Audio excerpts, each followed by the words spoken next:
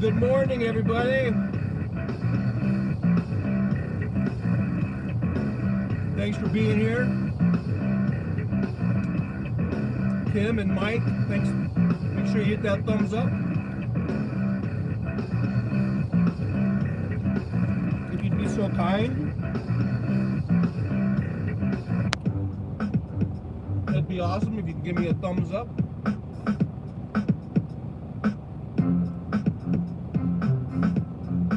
I'm just getting set up here.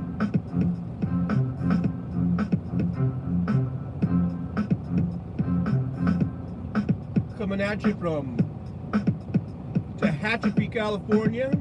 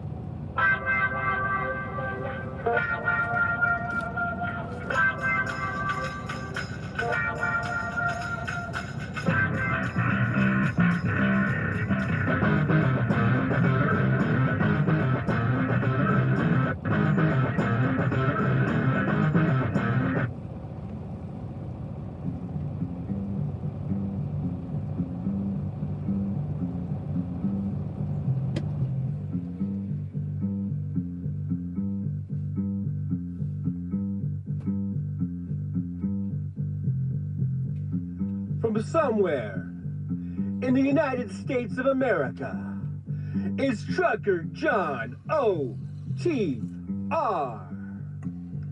Who knows where I'll be live streaming from? It could be a rest area. Could be. It could be a truck stop. Might. Yeah, that's a good one. Or maybe even a Walmart parking lot. You never know. That's right. Every Tuesday and Thursday, 9 a.m. Pacific time. Give or take an hour or two, right? It's the Trucker John OTR live stream. That's right. It's going down. Hey, Jolie! It's going down. It's going down. It's going down. Good morning, everybody. Glad to see you in here. I am coming at you from Tehachapi, California, up here in the mountains, and apparently they're not fully into the 21st century yet or whatever. I don't know. I mean, I realize we are up here in a mountain, but I had a hard time getting a signal. Even trying to get the Wi-Fi was giving me a hard time. So that was part of the delays. So here I am. That's the mountain, and that's a field, and that's a truck going by. But it's a nice day. I'm eating my breakfast. Bacon, egg, and cheese biscuit. It's usually what I have, it seems like. It's sort of the standard thing. But anyhow, so I'll probably make this kind of a short show. I gotta get on the road. Gotta get up to Red Bluff today, which is about 400 and something miles. So make kind of a short show.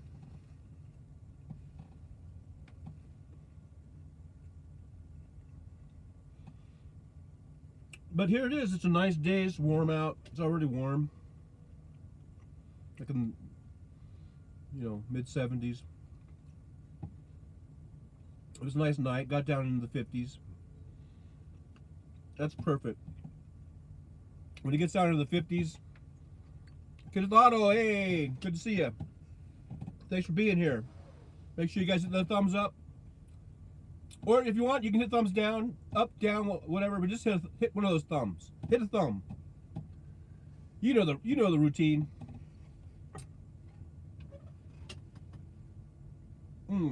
Okay.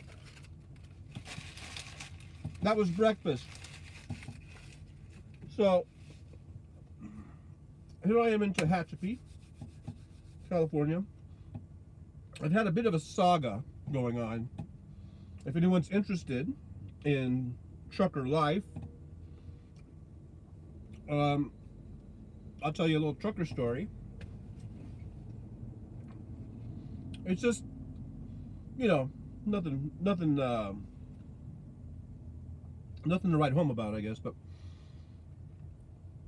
okay, so I delivered a load. If you remember, on Thursday where I was at, but I picked up a load in Salem, Oregon, and I guess that's where I was, right? Sometimes everything runs together. But anyhow, I ended up going to Phoenix, right? Yeah, so it was Salem to Phoenix. So I delivered a load to Phoenix on Saturday. I pick up an empty trailer, and from there, I go up to Lake Havasu City, which is about 200 miles. So it takes about 4 hours to get there. So I get there, and everything's on time, everything's good. I go in, I check in, they give me a dock door, I back into the dock door, and then the guy comes out and he's knocking on the door and he's like, oh, there's a hole in the roof of your trailer, so we can't load you. I'm like, what? He goes, yeah, come on, let me show you.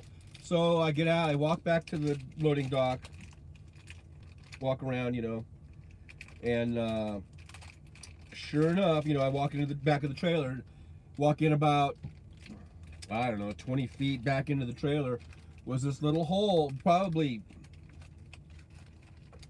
it was probably about, that big of a hole up on the roof. And it was 20 feet back deep into the thing. So when I picked it up, I didn't even see it. Because when I pick up the trailer, a lot of times the empties, they leave the doors open. So I think the doors were already open on that one. And I remember just looking at, from the ground, you look into it, it looks okay. I always look up at the roof too, but I guess I just didn't see it from that angle from where I was at. But everything looked good. It was relatively clean. I didn't see any holes or gashes in the sidewalls or even on the roof where I looked. So I thought it was okay, So then he's like, but we're here 24/7. So whenever you do, if you want to go get that fixed or you want to go get a new trailer, we'll just work you in or whatever. So I'm like, okay. But see, I'm pulling a Schneider. I'm working under Schneider, so I have to call Schneider. And this is on the weekend. So on the weekend, you get the weekend crew. And the weekend crew, I don't think they know their fucking asses from a hole in the ground, to be quite honest. So anyhow, I finally get a hold of someone. They have this system where you call in, especially on the overnight services or the weekend crew. If it's during the week, I can call directly to my business leaders, they call it, or whatever they call them. But on the weekend, you call in, it automatically has your phone number. It says, if this is your phone number, press 1 or whatever, and then they call you back. So then you have to wait for them to call you back. You don't just get to go straight in, right? So I'm parked off to the side, and I'm just waiting for them to call me. And then finally they call me back like a half hour later or whatever. And then I explained the situation. I said, hey, look, I came, I'm here at the shipper, but they said they found a hole. There's a hole in the roof. I didn't see it when I picked up the empty, obviously. but they can't load it. So I'm gonna need to. I guess I'm gonna need to go find another trailer. I'm gonna need to drop this one off somewhere and get a new empty somewhere. Now, mind you, these people I'm talking to, they're either in Green Bay, Wisconsin, or they're in, I think it's, I always forget if it's North Carolina or South Carolina. My apologies to the Carolina people. I know it's probably a big deal that if someone can't remember South Carolina and North Carolina and the difference and who lives where, I apologize. I don't get out there that often. But it was the other kind of main headquarters of, or at least for the East Coast, is for Schneider. It's either South Carolina or North Carolina, some city, and I don't even remember. Okay, but so anyhow, and usually on the weekends it seems like I usually get a South Carolina person or North Carolina, whatever it is, one of the Carolinas. So they really have no fucking idea about what Lake Havasu City, Arizona is. They don't know. I mean, to them, Phoenix, because the closest operating center to where I was at was Phoenix, which was 200 miles away, a little over 200 miles, right? So to them, it's like, I think they just think, yeah, just go over to Phoenix and pick up a trailer. But they didn't tell me that right away, because I figured that's what they were going to do. I figured they were going to send me back to Phoenix to drop that empty, because they have a garage there and they can fix that trailer, that broken one. So they would send me to Phoenix, drop that trailer, and pick up an empty, because there's like a billion empties there, right? That's what they were going to do, and I thought they could just tell me that, like, right then, right? But no, she's like, okay, I've got to talk to the box planner, and you need to send in this report. Go on the app and fill out this damage report, and you need to send that in. And I'm going to get a hold of Box Planner, and Box Planner will send you an update on your workflow, or whatever. So I'm like, okay, I'll send in that report in, whatever. When are they going to get back to me? And she said they should probably get back to you within the next like 10 minutes. She said. Well, okay, so I go in, I find the place where you fill out that damage report, and I sent that in. I got a confirmation number and everything, so they had it. And I'm sitting there, and I don't know, like a half hour goes by, and an hour goes by, hour and a half goes by. So then I'm like, okay, 17 miles away, there's a pilot truck stop and a Love's truck stop. And I didn't want to just end up sitting, being out of hours where I can't move, and I'm just sitting in that parking lot or whatever. So I just sent off a message. I said, hey, look, I'm going to go over to the Love's parking lot and probably just shut down for the night, because it's getting late now, because it was nighttime now and everything, you know. And I'm like, and you guys can just send it to me, and whatever you decide, I'll just go in the morning. And she did respond back on a message. She says, that sounds good. Okay, so I go over to the Love's. This is Saturday night, right? I go to the Love's, I park there, I stay overnight at the Love's. Next morning I get up and I check the Qualcomm, first thing I do, because I'm thinking, okay, everything is sent to me. It should be all on the Qualcomm, or it's not, I call it Qualcomm, it's not a Qualcomm anymore, but it's a tablet. And yeah, I go to the tablet, and nothing's there. Because I'm thinking, oh, it's all going to be there, ready to go. They're going to tell me where to go, what to do, right? Nothing's there. So then I just sent a message. I said, hey, so I still haven't received any information or instructions as to what to do. And then I just went in and I went to use the restroom and got breakfast and all that kind of stuff. And then I came back out to the truck, and then there was still no updates, no nothing. So then I called in, and now this is Sunday morning, and so we're still on, the Sunday crew. This is not like the regular crew. And they're way back on the East Coast. I'm out here in the West Coast. It does kind of make a difference. People have no idea. Like, I don't think of the mileage and how things are spaced out, and everything. Anyhow, So I think I called in, then and they called me back, and then I was like, yeah, I haven't received anything, no updates, no nothing, what to do. And I'm still sitting here, in near Press or Lake Havasu City, and speaking of messages, I just got a message. Um,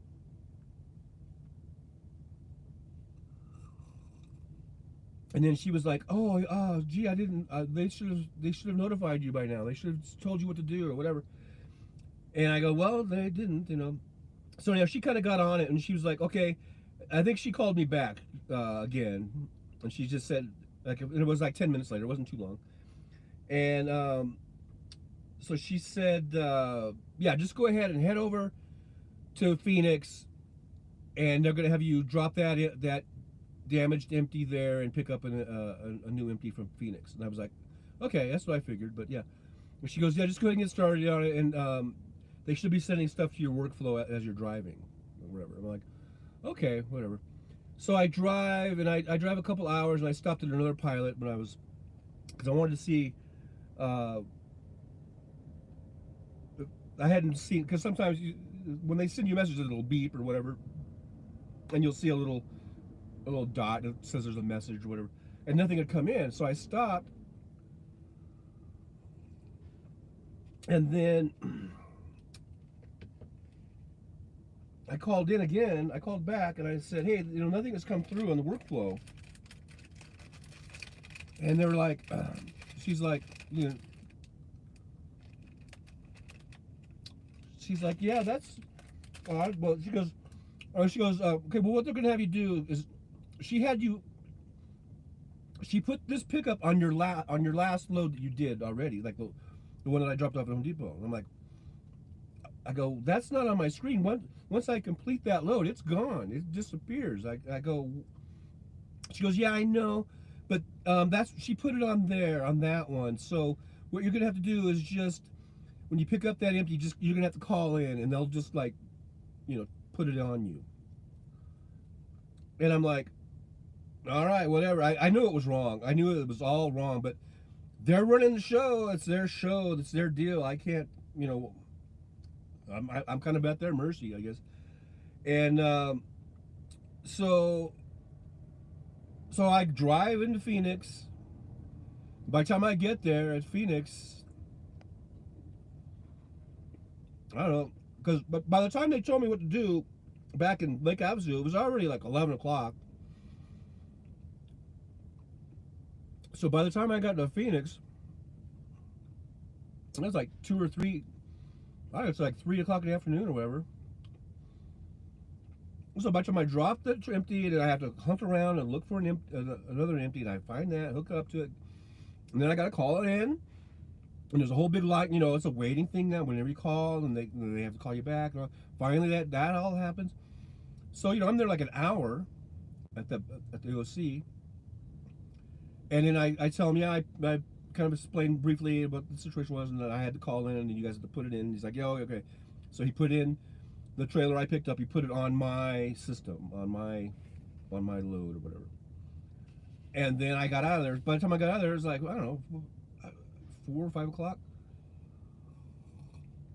So I'm like, I guess I'm going to drive. So I start heading back to Lake Havasu. And then I get back to that one pilot, which is like about 90 miles south of Havasu. And I'm like, and it was getting dark, and it was getting rainy and everything else. And I was like, I don't feel like driving up this 2-lane highway now at night. So I'm just going to stop, and I'll just bring in the guy said 24/7, whatever. So I'll just bring in this. I'll go pick that load up in the morning. So I stopped. So now that's Sunday night. It's almost a full 24 hours since I had originally been at that place to pick up that load. So I stop, stay at the pilot. Next morning I get up, and I had breakfast and stuff, and I go. I get up there probably about 11 o'clock in the morning or whatever, and they loaded it, no problem. But the thing is, that load was supposed to be originally delivered by yesterday, which is Monday. But now because of all this, and you know, I mean, it's just the way it goes. I mean, I didn't see the hole, and you know, it happens. But now, instead of delivering on Monday, I'm delivering on Tuesday, and Tuesday is like the next pay period. So now that load I was expecting to have it on this coming payday, I won't get paid for it until the next payday. So that kind of sucks because my payday would be a little light, you know, a little less than I thought. But the good news is that I should be able to, since this is just Tuesday and I'm delivering this load, gives me the whole week to get a whole bunch more loads, and it should be a big week, you know, if everything goes right. Famous last words though, right? But so hopefully I'll be able to get this one up there without a hitch, and then if I can get a couple really good paying loads for the rest of the week, then that next, not this Friday, but the next Friday, it'll be a good payday. It'll be a good payday. It'll be enough for me to go and just, you know, go crazy with hookers and blow for the whole weekend. It'll give me a whole weekend of just hookers and blow. So that's what I'm aiming for. You know, that's kind of how I run my business. How much money can I make to get a good weekend of hookers and blow? I need one of those sarcasm buttons or joke buttons, you know. Anyhow, so anywho, so that's, pardon my indigestion, that is the trucker saga of the week, I guess. Just little things like that, just little things, but how one little thing can kind of, it's a total ripple effect, you know. At that hole, if I had just seen that hole, if I had just looked a little closer, or I don't know, paid more attention, maybe I would have seen that hole up there in the roof, and the whole thing would have changed, because I wouldn't have picked up that empty. I would have picked up a different empty, one that didn't have a hole in the roof, and I would have picked up that load on Saturday, and I would have been at that destination probably Sunday night or Monday morning or something. But because of that, now I'm here in Tehachapi, still 400 miles away on Tuesday. But you never know. You never know. Like, who? Maybe if I had picked it up early, the way it was supposed to be, maybe I would have been in a spot where there was a wreck or something. And now because of the delay, I missed that wreck. You know what I mean? Or it could be the other way. You know, maybe this delay is going to put me into a wreck. I need to knock on some wood here or something real quick, because I don't want that to happen. Anyhow, so that's it there. I'm on my way to Red Bluff. It's a Walmart DC up there, and I should get going pretty soon. Let's see. Yeah, it's already 10 o'clock, and so this will probably be a short show. I can go a little bit longer, but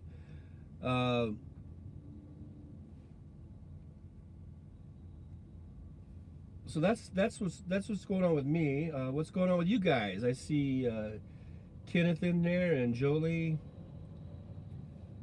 And let me check this. They did say something. I hope they didn't screw this thing up. They said there's an update. I don't know. That's weird. I think they're trying to get. Oh yeah. See what they did. See, that's cool. Because then Monday, I got a hold of my regular person, the real person who knows what to do, and she fixed it all. She had to go through the workflow and actually make it so that I get paid. Because I asked her, hey, am I going to get paid for all these extra miles and all this extra time and everything, and also delivering a broken, because you get paid, they pay if you haul a broken trailer to one of their facilities, you're supposed to get paid for that. You know, it's like $100 or a couple $100 or whatever. But anyhow, but I see that okay, like she fixed it all up. She added that extra stop, so it shows me going to Havasu. It shows me going back to Phoenix and then back to Havasu. It's all on here now. See, so she fixed it. She knows what she's doing. See, the regular Monday through Friday crew, they know what the fuck they're doing. You get the overnighters and the weekenders, and I don't know, they have their heads up their butts, man. And I hate to say that because I've talked to them and they sound really nice. I'm sure they're trying their best, they're trying hard or whatever, but they always seem to fuck it up, man. Almost every single fucking time. And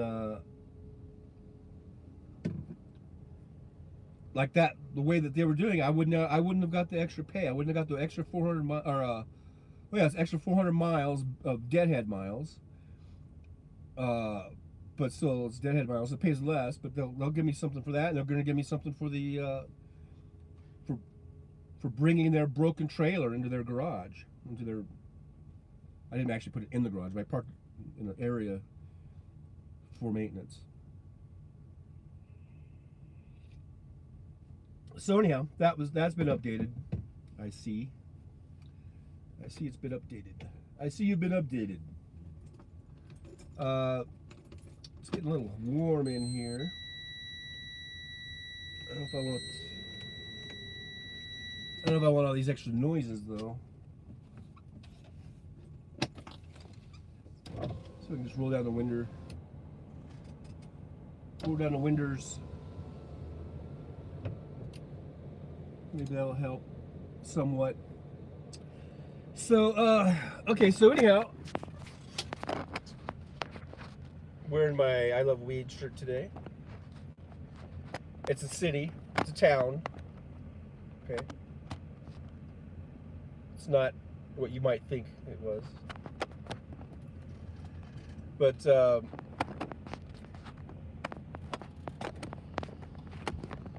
just wonder if I can reposition this on my steering wheel. Not losing the whole thing. I don't know. It's just the sitting up in the sun, and I know it's not going to like being in the sun. You know what I mean? This thing doesn't like to get hot. Maybe I can just do like that. Okay, so all right, so make sure, yeah, hit the thumbs up, share. I didn't get to share too much.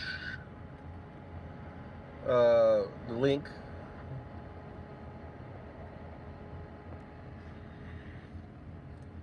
We're up to 376 subscribers, so that's pretty cool. On a quest, I want to get 1,000, so the goal is 1,000. We're at 376, so we just keep plugging away, plugging away, and we'll get there. At this rate, I'm projected to get 1,000 by the year 2030. So I'm looking forward to that. I can hear. Can you guys hear that? Whatever's running.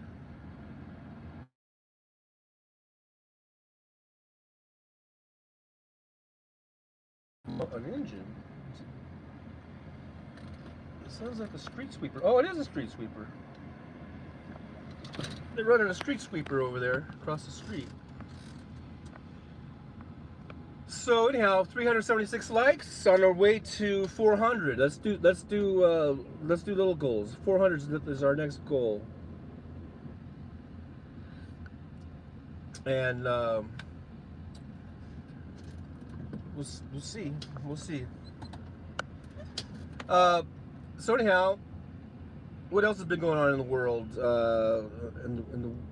In the whole grand scheme of things.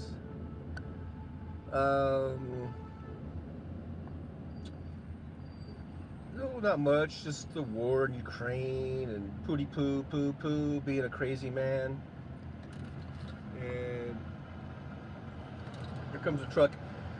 I don't know if these trucks are too loud when they drive by, interrupting everything.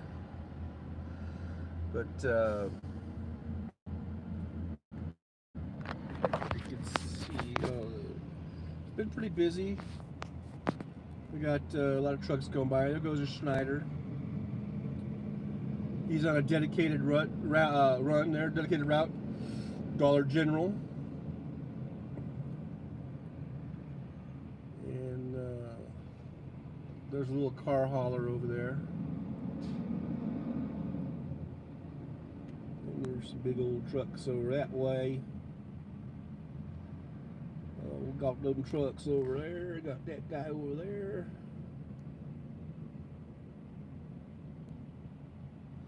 I thought about getting a pickup, one of those pickups, and doing one of those type of deals. I don't know what kind of money they make hauling cars.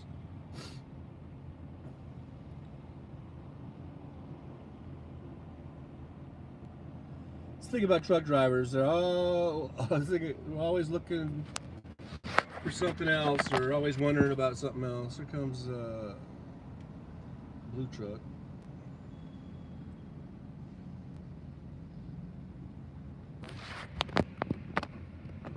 I mean, I see some of these drivers, like ones that there's other drivers that post YouTube videos, and they're always on a new truck or a new company.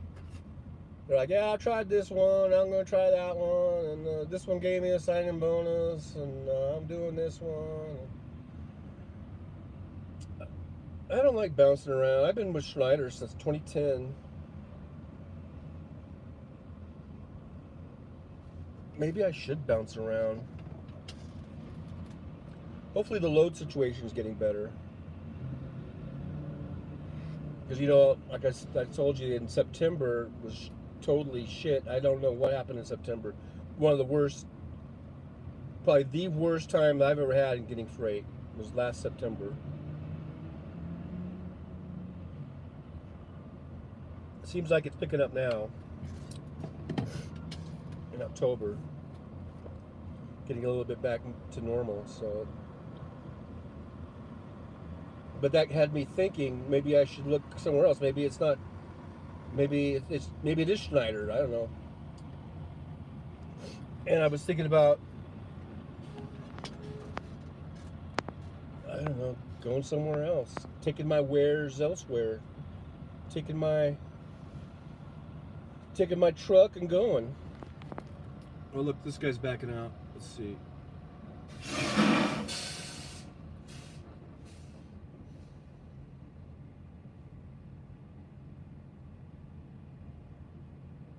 There it goes. It's always chancy because, you know, he didn't have a spotter or anything. There's no way he could see if there was anything coming. So you just gotta hope that the driver, if there was a truck coming, you know, across there, that he would be a professional enough driver to see that he was pulling out, and you know, so he would stop in time. But some of these drivers, they fly through these parking lots like it's a goddamn freeway, and that's why you go slow. That's why you should go slow, just in case someone's pulling out, backing out of a spot.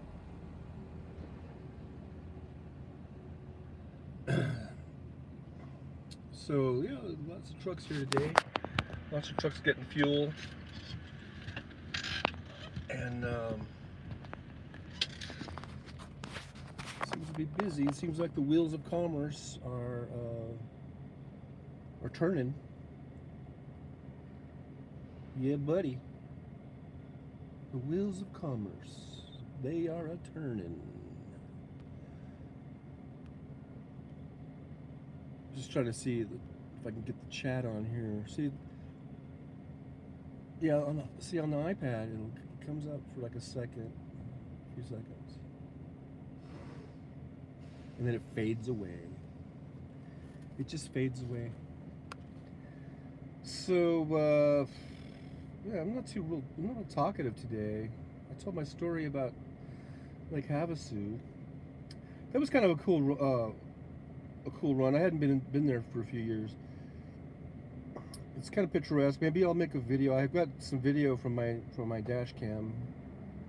I should make a little video of the going through the road. It's kind of pretty. I was thinking about kind of looking into that because I'm kind of thinking about places to retire to, you know, like, and down by Parker, Arizona, between Parker and Lake Havasu. A lot of it, you're right on the Colorado River, and they've got a lot of sort of like mobile home parks, and a lot of it,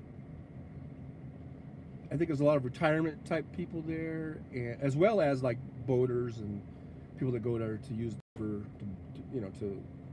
water ski and jet ski, well, you know, sea-doo or whatever they call it now.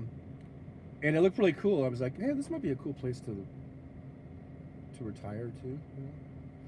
So I think maybe I'll look into it, see what it would cost to get a place somewhere along there, somewhere between Parker and Havasu, Lake Havasu. It looked kind of inviting. I was like, oh man, I'd like to live right there on the river. Get a little boat.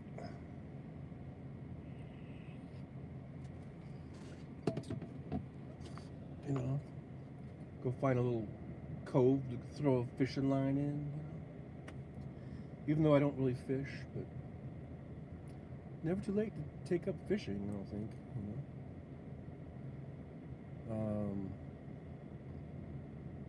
That and golf. They have a golf course there too. Really look like a nice one.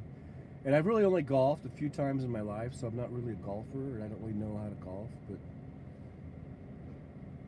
I think I could learn how to golf. You know? I don't have to be, you know, Jack Nicklaus or whatever. I could just be an old hacker. You know.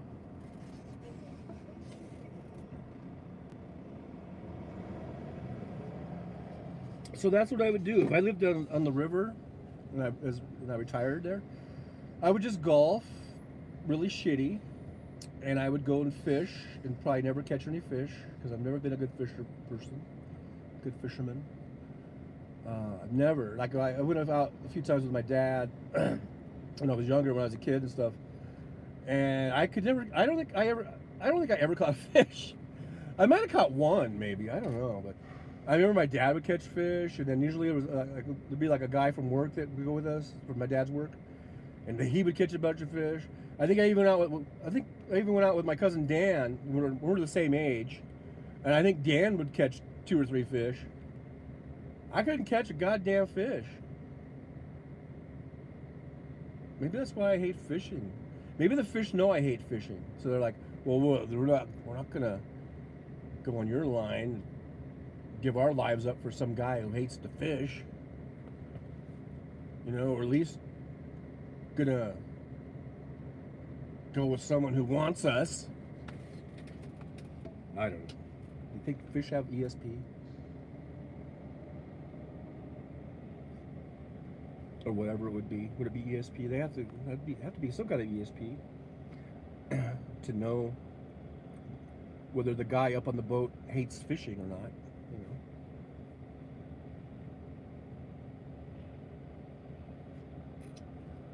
know. So anyhow, I'm gonna start my my pre-trip here in a little bit. Get that going.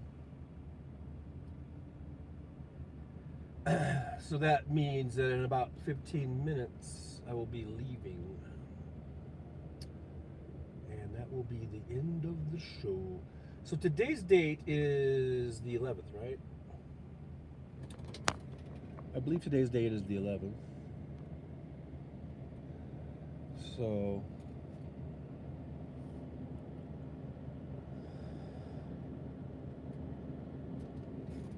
So Ken Thotto says, doesn't nearly everyone who golfs do it poorly? I know I did when I picked up a golf club in school. If you need to destroy weeds, I am your golfer. Yeah.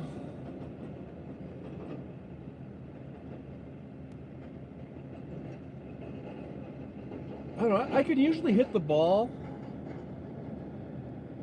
but I just don't have the technique or whatever.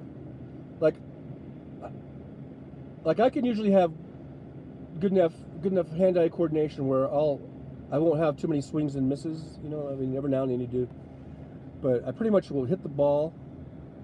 But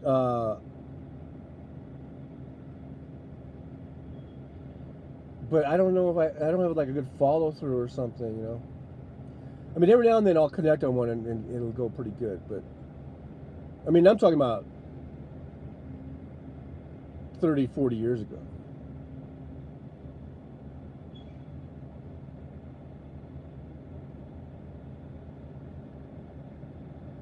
Kinky Streets. How's it going, Kinky? Glad to see you here.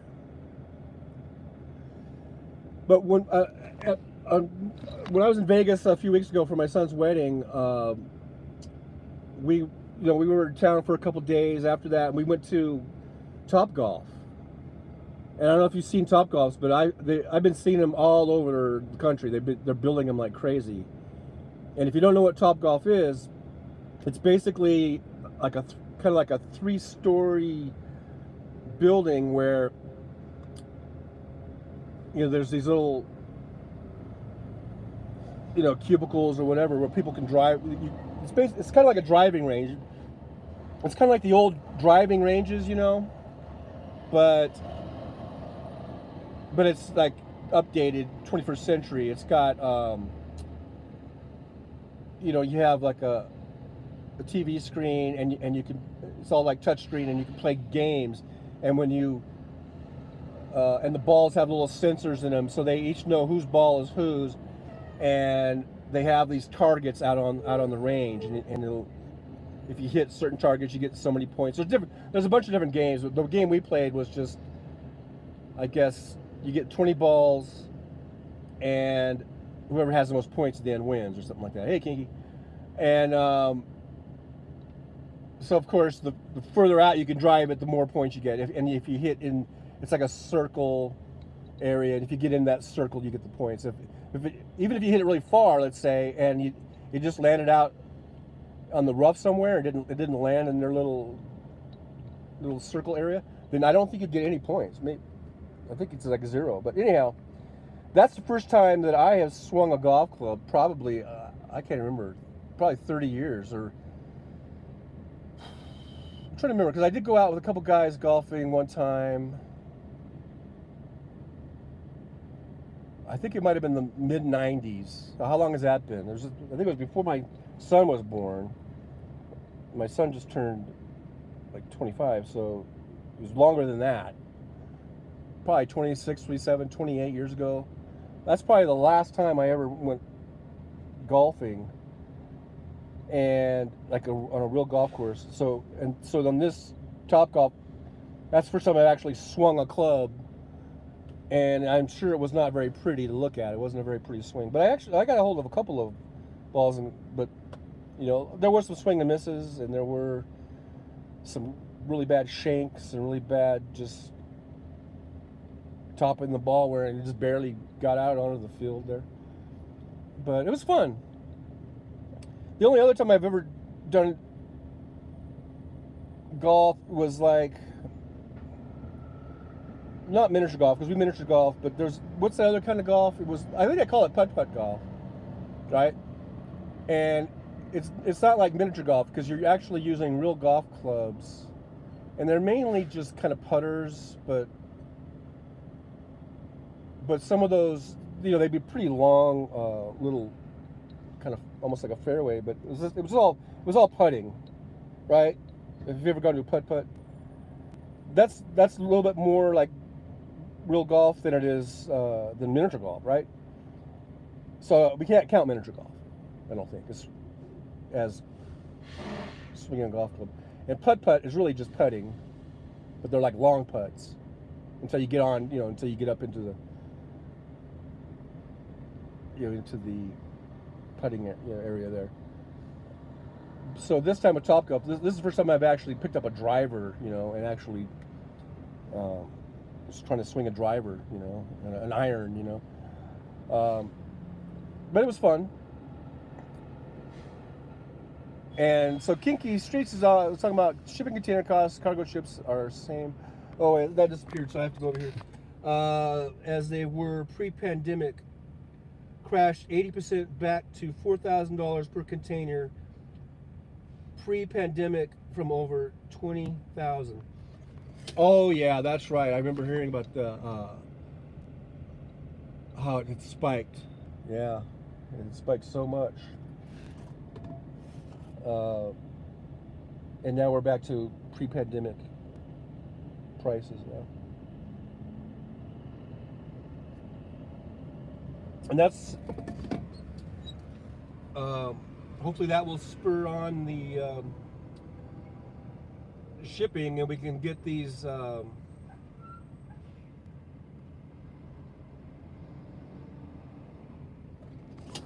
we can get this supply chain going, right? So we don't keep having all these supply issues. I'm just looking like, what are people seeing in my truck? Just some crap.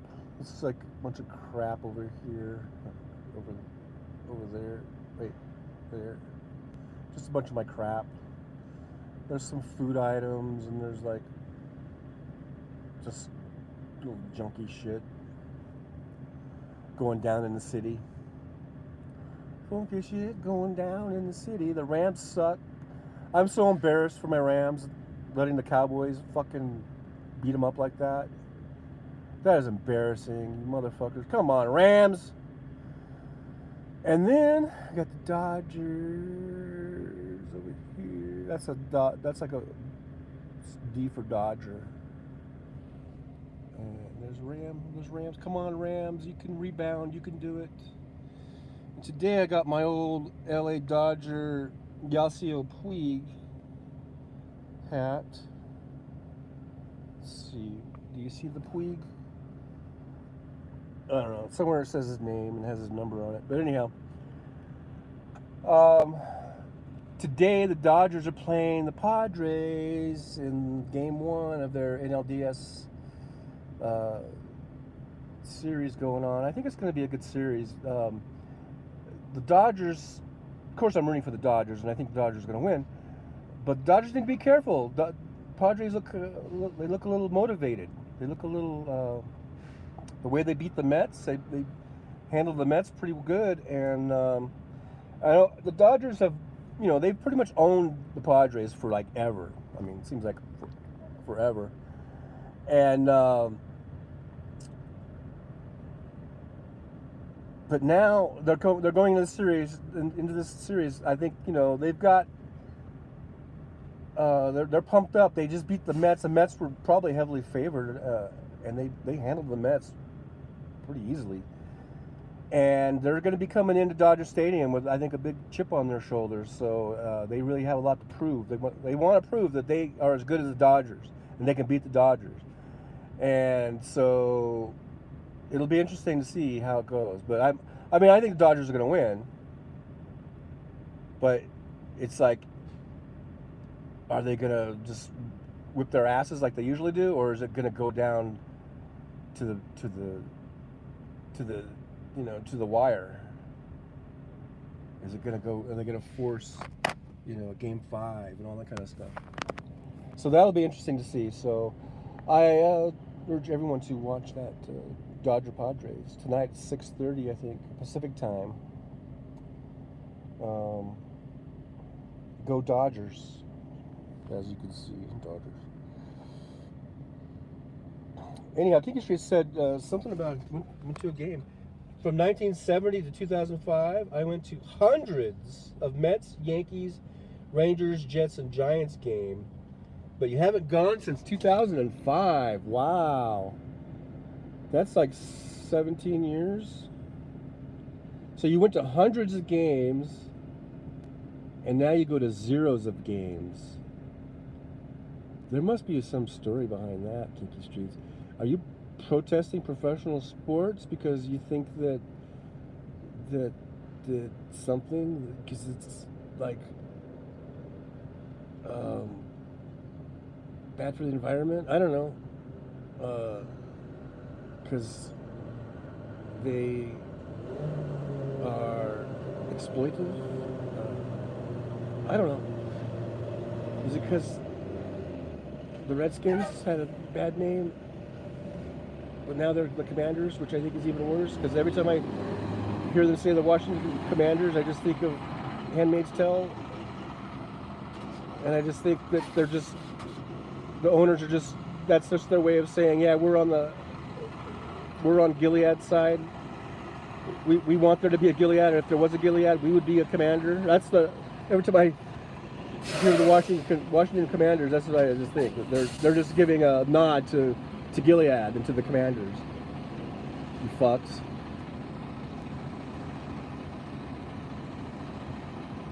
Should have stuck with Redskins, man. But I don't go to any games now, especially since I moved to Vegas and I'm on the road and I'm driving all the time. So even though, you know, Vegas has the new stadium and with the Raiders, I'd like to go check out a game there, but I'm never home. And when I am home, it's either during the week when they're not playing, or if I am on a weekend, they're out of town. You know, so it just doesn't match up. And I'd like to go see I'd like to see a Rams game down in LA at the new stadium. I haven't been to the new stadium yet. But man, it costs an arm and a leg too. That's like planning for a vacation, you know. Oh, you used to be able to bring your own beers and stuff into the stadium? I remember I used to sneak them in, like when I was in high school.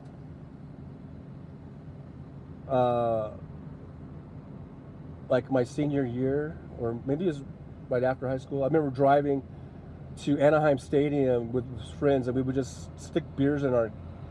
We would wear like windbreaker jackets or something, and then even though it was not cold, but we still would wear these jackets, and we could stuff a bunch of beers in them because, you know, we're like 18, 19. We're not even really legal age to drink, I guess, and then.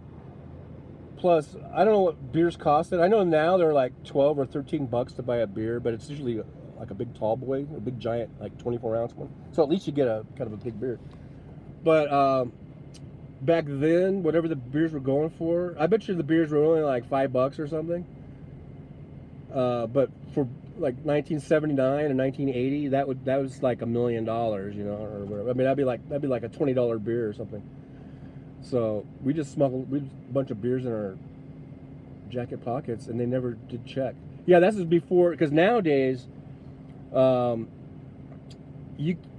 went to a game this last July with, I went with my kids and stuff, and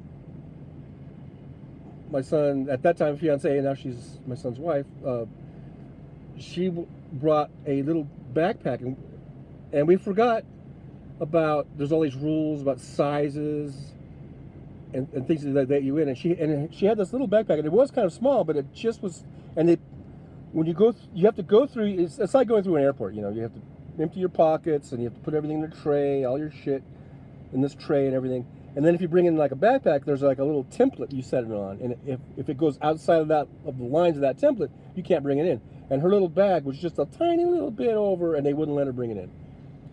So then they had to go and find out. They had lockers, but they had to go out, and because it was either when we parked the car, it was even further than the lockers. So I guess the choices was either go back to the car or go back to the find a locker. So they decided to go find a locker to put her backpack in. But anyhow, that's the point. I guess you can't sneak beers in anymore because now you're going through like metal detectors and all this kind of shit. But back then, you could just walk. You just showed them your ticket or whatever, and they would just pass you right on through. You know, there was no like pat downs. There was no metal detectors. There's no nothing. So I remember doing that, but that was just because we were underage and we didn't want to pay like $5 a beer or whatever.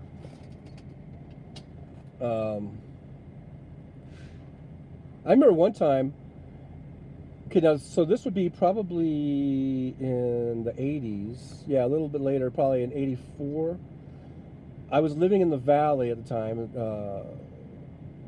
San Fernando Valley, and I was living with my cousin Dan. We lived in the valley. We were working, like we both had jobs. We were working there. And we went to. I remember we went to a Dodger game. I think we did this a few times. Like, you could drive down to Dodger Stadium, and when it was like, I don't know, like the 7th inning or something, you could just drive in, because I don't think we paid for parking or anything. And we went up to like the top level, and the doors are just open, because I guess everyone starts leaving in the 7th inning usually. And I remember a couple of times, we just, it was like me and him, and I think Dan's had a girlfriend, and so she came a couple times, I think, where we just walked right in. They just let us right in, like the ushers or whatever. I think they just thought that, like, no one is coming to the game in the 7th inning. Everyone's leaving in the 7th inning. Am I losing the connection? So I remember a couple times we went and watched the end of some Dodger games for free. And I think one time we even bought a pizza outside near Dodger Stadium, and a big, large pizza. And I think we smuggled in a couple of beers or something. I think we just went up to one of the top levels and we ate pizza and had a beer and watched, the last 2 or 3 innings of the Dodger game for free. No way in hell you could do that. They won't even let you in the parking lot, I don't think. Unless you have a ticket or something. So anyhow, that's enough of this nostalgia. Kiki Street says the signal's going out. I haven't really seen it go out. Usually on my end, it'll just freeze, or it'll say, have a twirling thing or whatever. But I do have to get going. I'm going to do a walk around on my truck real quick and hit the road, jack. I got to get up to Red Bluff. I got 400 and something miles to do today to get there. But so I want to thank everybody for being here. It was really great seeing you guys. Thanks for being here. Make sure you hit the thumbs up. Make sure you hit the share button. We're at 376 subs.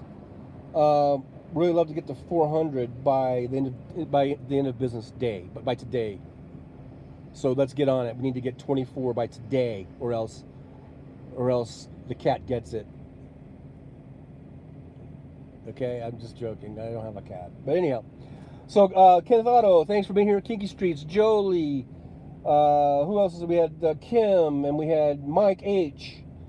All y'alls, thanks for being here. Hopefully, good Lord willing, we'll be doing a show on Thursday, 9 a.m. Pacific time. And let's see, I'm trying to think where I have a load. After this load, I'm picking up Tracy going up to Washington. I will probably be up in Washington State on Thursday. So that'll be nice, huh? Get to see a little bit of Washington State.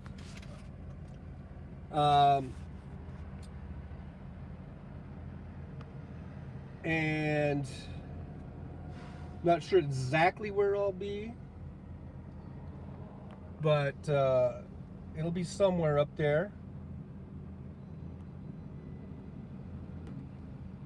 And I'm trying to get my outro music going here. But from Tehachapi, California,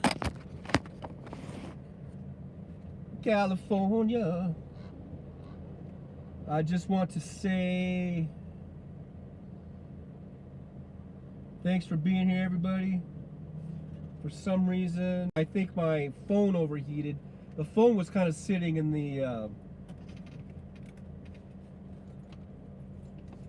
sun, and it feels like 1,000,000 degrees.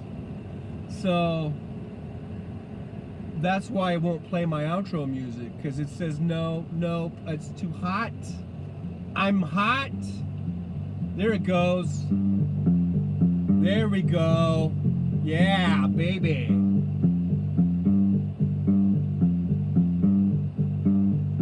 So, thank everybody for being here. See you on Thursday. From who knows where. Could be a rest area along the side of the highway. Could be, a truck stop like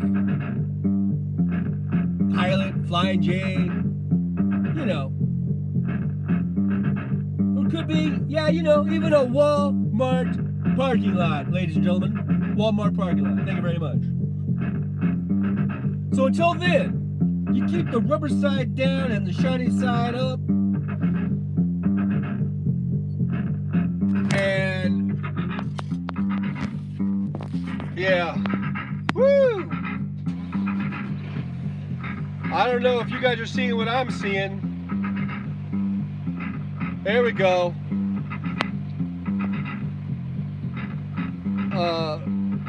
Electronic items do not like being out in the hot baking sun.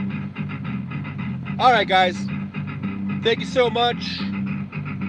I'll see you Thursday. Ciao everybody.